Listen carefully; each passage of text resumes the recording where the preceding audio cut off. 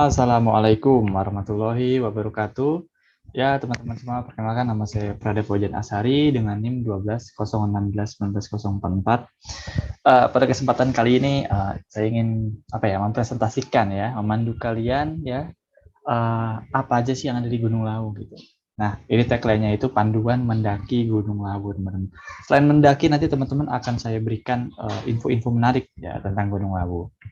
Oke, langsung saja nih ya. Untuk yang pertama itu kita ada beberapa konten ya. 4 konten yang akan saya bahas nih di presentasi pada kali ini. Yang pertama itu profil Gunung Lawu, ya kan. Yang kedua itu mengenai jalur pendakian. Yang ketiga tradisi di Gunung Lawu. Dan yang keempat itu mengenai pantangan atau larangan, ya kan, yang ada di Gunung Lawu yang teman-teman harus jaga gitu ya. Tradisi atau peraturan yang ada. Nah, ini ada sedikit quotes dari Bung Firsa Besari.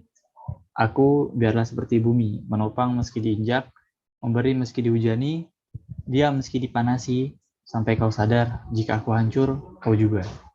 Oke. Nah, kita masuk nih yang pertama. Yang pertama kita akan kita bahas yaitu profil Gunung Lawu. Nah, tentang ketinggian, ya kan, lokasi dan juga info lainnya tentunya. Jika teman-teman lihat ya, nih ada nih gambar Gunung Lawu itu sendiri. Nah, ketinggian Gunung Lawu itu sekitar 3.265 meter di atas permukaan laut, teman-teman. Nah, ketinggian relatifnya itu sekitar 3.118 meter. Puncak dari Gunung Lawu itu sekitar 10.230 feet dan posisi dari Gunung Lawu ini menginjak ke 37,6 gunung tertinggi di dunia, ya kan. Letusan terakhir Gunung Lawu itu pada tanggal 28 November tahun 1885. Nah, jika kita lihat tagline itu kan letusan terakhir ya. Jadi Gunung Lawu hingga saat detik ini ialah gunung yang bisa disebut sebagai gunung istirahat, teman-teman. Jadi sudah tidak aktif lagi Gunung Lawu. Karena bisa dibuktikan nih, jika teman-teman pernah ke Gunung Lawu ya, di atas jika sudah sampai puncak masih terdapat vegetasi gitu, dan vegetasinya masih rapat, ya kan. Dan puncaknya itu tererosi, teman-teman. Dan teman-teman jika mengeksplor lebih jauh mengenai Gunung Lawu, di lereng-lereng Gunung Lawu itu masih terdapat banyak sekali uap air, ya kan, atau fumarole atau solvatar juga tuh, ya kan, kayak belerang ya, yang bisa mengindikasikan kalau Gunung Lawu itu dulu pernah meletus dan sebagai gunung aktif gitu. Tapi sekarang istirahat Gunung Lawunya. Ya, Gunung Lawu ini berada di Provinsi Jawa Tengah dan Jawa Timur sebenarnya, teman-teman. Terletak di 3 kabupaten, Kabupaten Karanganyar, Kabupaten Magetan, dan juga Kabupaten Ngawi, teman-teman. Ya, itu dia sedikit profil dari Gunung Lawu. Kita masuk ke jalur pendakian nih kan, terkait pemetaan jalur tiap daerah pendakian. Nah, jalur-jalurnya apa aja sih, ya kan? Ada 3 jalur yang biasa dilalui oleh para pendaki nih, yang terkenal lah ya, yang konvensional, yang umum oleh para pendaki biasanya jika ingin meraih puncak Gunung Lawu. Yang pertama itu ada Cemoro Kandang di Tawangmangu, Candi Cetok di Karanganyar, dan Cemoro Sewu di Sarangan. Kita lihat peta Gunung Lawu via Cemoro Kandang ya, bisa dilihat itu ada 5 pos ya. Lalu ada Hargo Dalem dan sampai ke Puncak Lawu, teman-teman. Nah, Cemoro Kandang ini berada di Gondosuli tepatnya ya, di Kecamatan Tawangmangu, Kabupaten Karanganyar, Jawa Tengah. Nah, Cemoro Sewu nih, teman-teman. Cemoro Sewu juga sama, ada 5 pos juga, bedanya ada Sendang Derajat. Sendang Derajat itu istilahnya sebagai tempat petilasan, pertapa, beribadah, dan lain sebagainya untuk ritual-ritual penduduk setempat yang mempercayai hal tersebut gitu. Dan di Sendang Derajat terdapat mata air ya, untuk pendaki Cemoro Sewu bisa mengambil mata air di situ.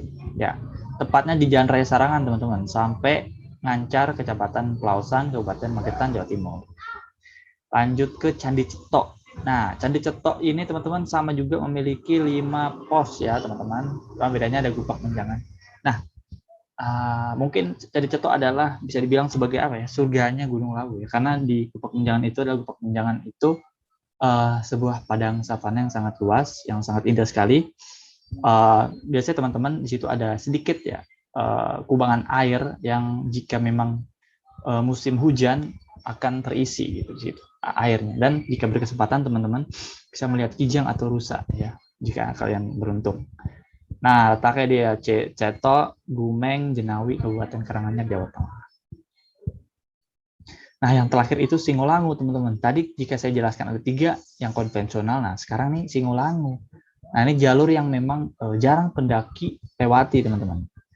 Nah, bisa dilihat itu ada 5 pos ya, dari Kerun-Kerun, Banyu Urip, Hutan Cemara, Taman Edelweiss, Cokro Peninggalan. Nah, di Singolangu dan Cemoro Sewu ya, berarti bertepatan nih, berkerucut ke Sendang Derajat, teman-teman, dari base camp ke atas. Nanti berpapasan ya, jalur Singolangu dengan Cemoro Sewu. Nah, ini tepatnya di Singolangu, Sarangan, Kecamatan Pelausan, Kabupaten Magetan, Jawa Timur. Itu terkait tentang jalur pendakian. Kita masuk nih ke tradisi dan yang ada di Gunung Lawu ya, kepercayaan lah ya yang ada di masyarakat sekitar. Ya, langsung aja. Nah, ada 3 nih teman-teman yang saya rangkum ya. Yang pertama itu Mondosio, maaf. Mondosio ini dusun yang berada di bawah lereng Gunung Lawu, memiliki tradisi bersih desa yang unik yang mereka namakan Mondosio. Nah, Mondosio ini menurut cerita rakyatnya dulu ada sebuah atau sosok raksasa yang hobinya itu memakan manusia gitu, teman-teman. Nah, tapi selang berapa lama ya kan raksasa ini tumbang oleh Pangeran Tekuk Pituto. Nah, hingga saat ini tradisi Mondosio ini seringkali ya kan diadakan untuk memperingati bentuknya dusun pecut, ya kan? Aduh, anjir, gue nggak tahu, lupa. Nah, teman-teman, Mondosio ya, dusun Mondosio ini memiliki cerita rakyat. Emang Mondosio ini lahir dari cerita rakyat yang dimana ada sebuah dusun yang memang dikuasai oleh makhluk raksasa yang hobinya itu memang memakan manusia, teman-teman. Selang berapa lama ada pangeran bernama Putut Tetuko ya, dia memenangi pertarungan melawan raksasa tersebut dan akhirnya menang melawan raksasa tersebut. Nah, Mondosio ini sebagai rangkaian masyarakat sekitar itu bersyukur atas nikmat yang melimpah dan juga sebagai bentuk pembentukan dusun ya, hari lahirnya dusun Pancot, teman-teman. Nah, yang kedua itu ada Dukutan nih, cara adat bersih desa di situs Menggung Kenduri bersama di lanjutan Tawur Sejaji untuk keselamatan dan kesejahteraan warga. Biasanya Dukutan ini memiliki yang peran pentingnya itu pemuda. Ada 2 pemuda, yaitu dari desa Ngelurah Lor atau Utara dan desa Ngelurah Kidul Selatan, ya kan? Nah, malam satu suro, teman-teman. Malam satu suro ini merupakan momen para peziarah untuk melakukan ritual dengan berziarah di beberapa petilasan. Untuk masyarakat yang memang percaya ya kan akan hal ini, malam satu suro ya, banyak sekali peziarah pada malam satu suro untuk mendaki Gunung Lawu. Nah, ritualnya itu biasanya disebut sebagai jamasan.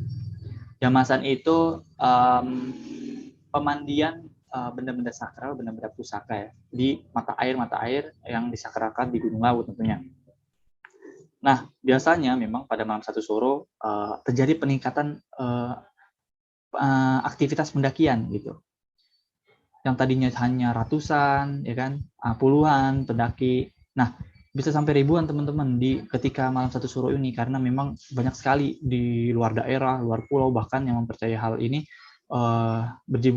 ramai-ramai ya untuk masuk gitu ke Gunung Lawu untuk setidaknya beribadah, bertapa dan lain sebagainya gitu. Itulah tradisi yang ada di Gunung Lawu.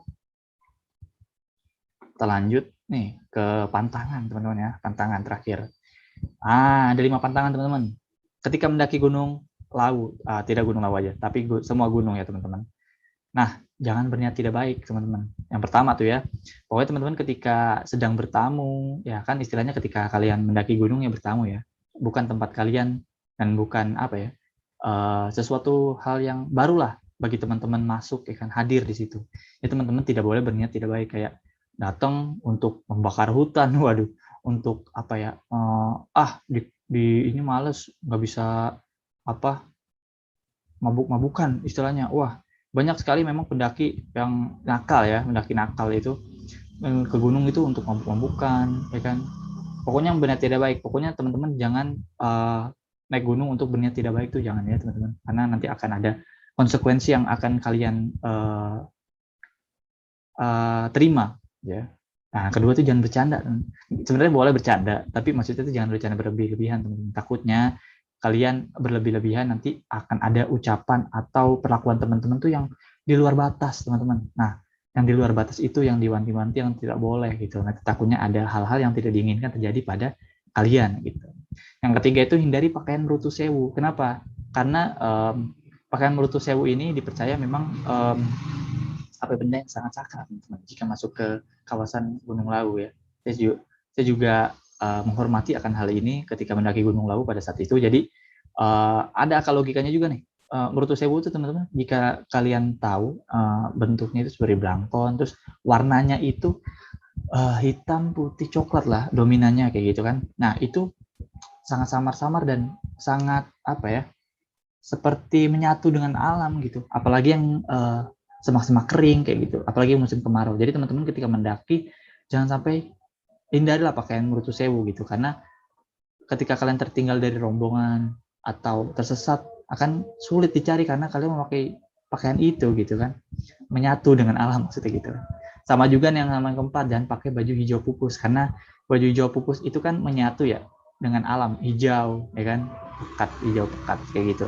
Entah itu pakaian apa sih, baju, celana, ya kan, pokoknya atribut-atribut yang menempel pada tubuh kalian jangan sampai yang berwarna hijau pupus, karena menyatu dengan alam, dan jika kalian terjadi apa-apa tuh disarankan janganlah pakai gitu, karena sangat-sangat apa ya, riskan gitu teman-teman jika tersesat untuk apa ya, tim SAR dan lain sebagainya, kita mencari teman-teman akan susah gitu.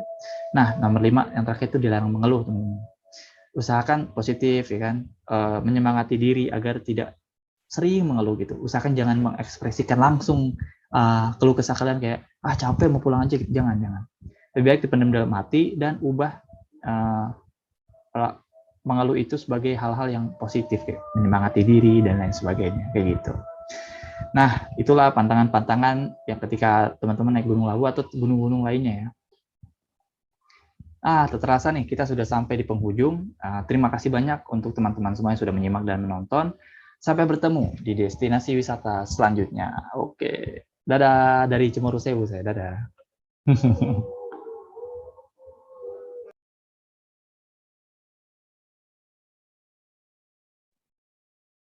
Assalamualaikum warahmatullahi wabarakatuh. Ya teman-teman semua, kembali lagi nih dengan saya ya kan, Prada Faujan. Nah kali ini saya ingin menjawab nih seputar apa ya, pertanyaan-pertanyaan dari teman-teman ya kan, tentang panduan mendaki Gunung Lawu tentunya. Nah, jika ada yang ingin bertanya, mungkin teman-teman boleh bertanya, silakan.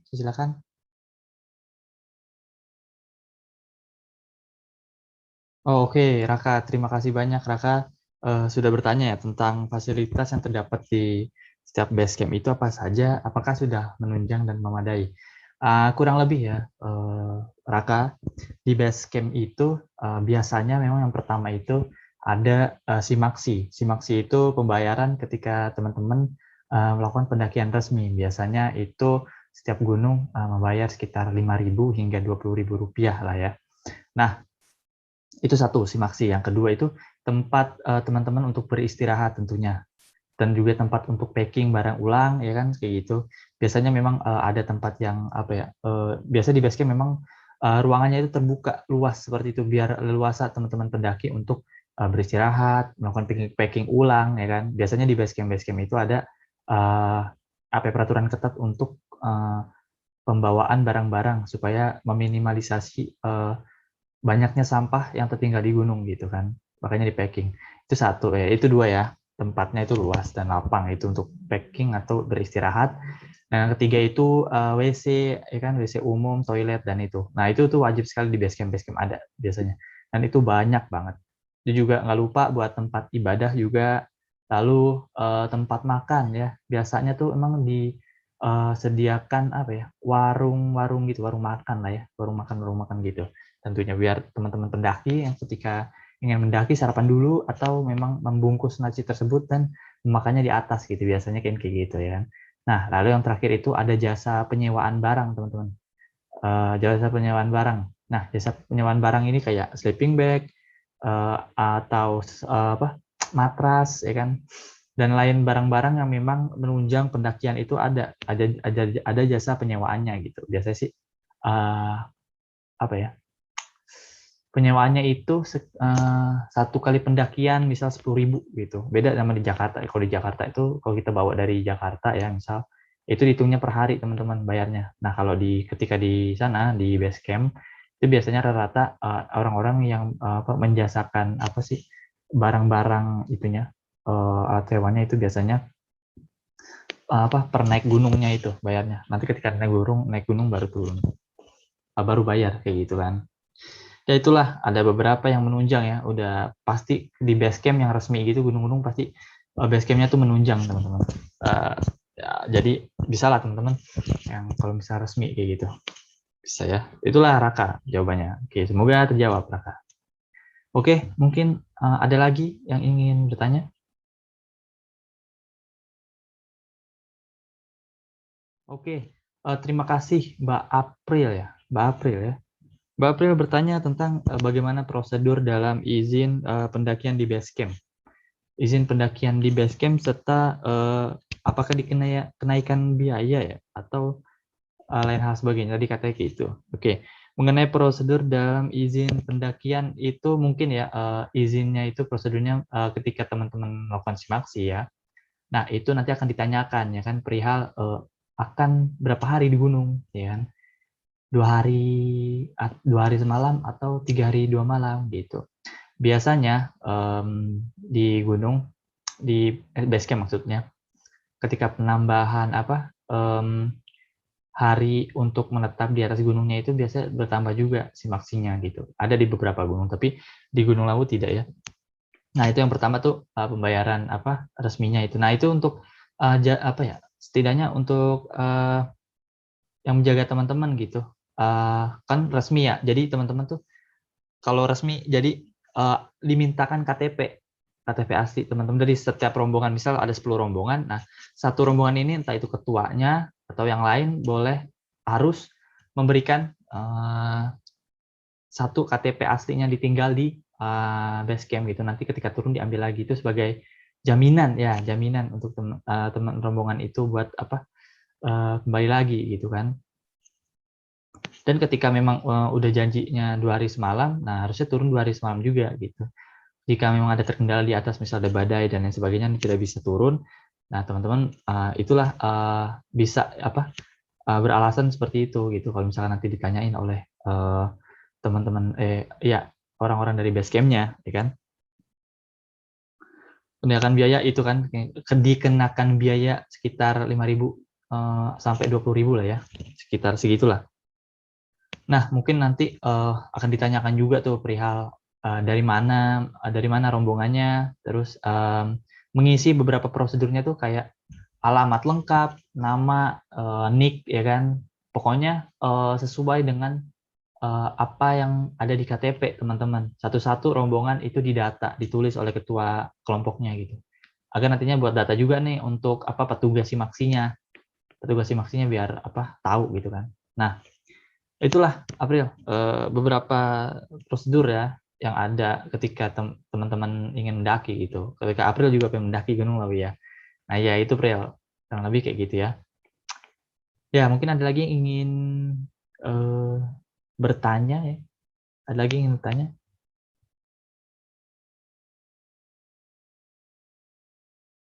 Oke, wah mantap nih Sadam nih. Ya, makasih banyak Sadam sudah bertanya.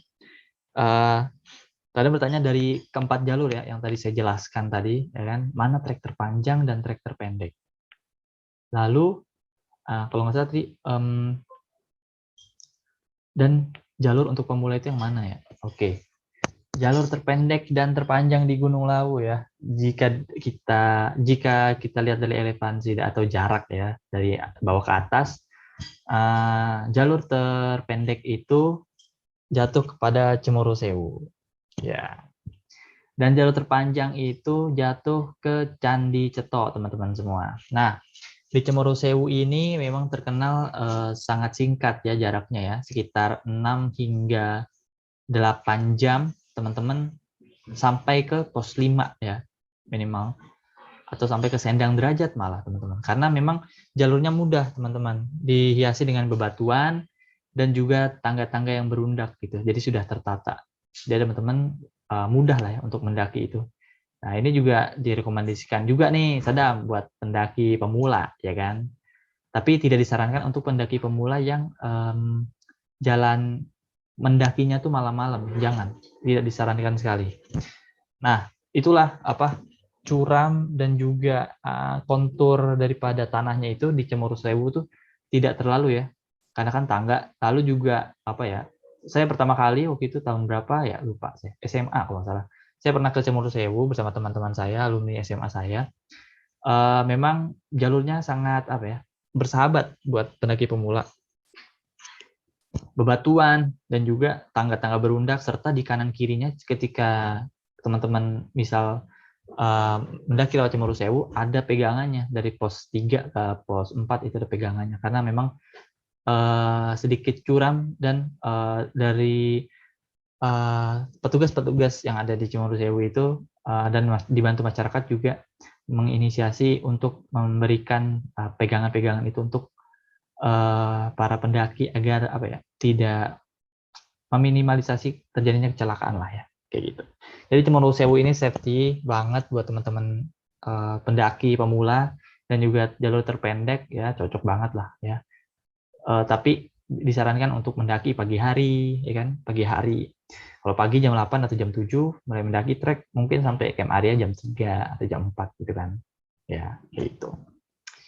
Nah, itu kan jalur terpendek ya, dan direkomendasikan juga nih untuk pendaki pemula. Nah, tadi jalur terpanjang Candi Cetok, ya kan? Candi Cetok ini memang memiliki jalur terpanjang, teman-teman. Nah, memang jika ada pemula juga nih yang ikut dan coba ke Candi Cetok, itu emang biasanya disarankannya 3 hari 2 malam, karena mengingat jarak tempuh ya, jarak tempuh dari base camp ke Kupak Menjangan itu sangat-sangat lama hingga 12 jam, 12 jaman lah ya. Itu bisa menguras tenaga sekali, teman-teman. Saya juga pernah ke Candi Cetok waktu itu berangkat dari pagi ya, jam 8 ya, jam 8 kalau salah.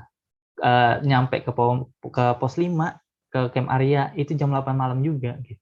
Jadi 12 jam, buset. 12 jam, teman-teman.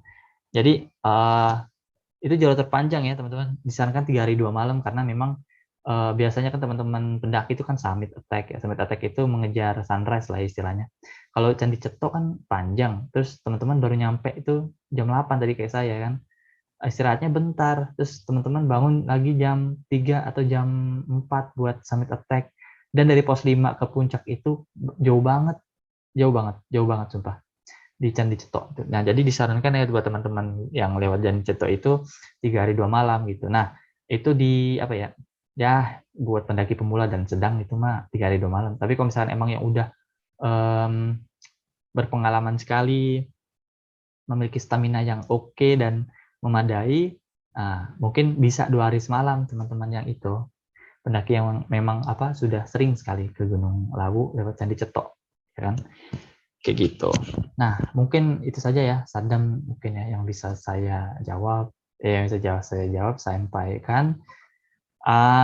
Ya, jika tidak ada yang ingin bertanya lagi ya, saya tutup teman-teman semua. Ya, sekian dari saya, Prada Fajan Asari, pemandu wisata kalian ke Gunung Lawu. Sampai jumpa di video pemandu wisata selanjutnya. Sampai jumpa.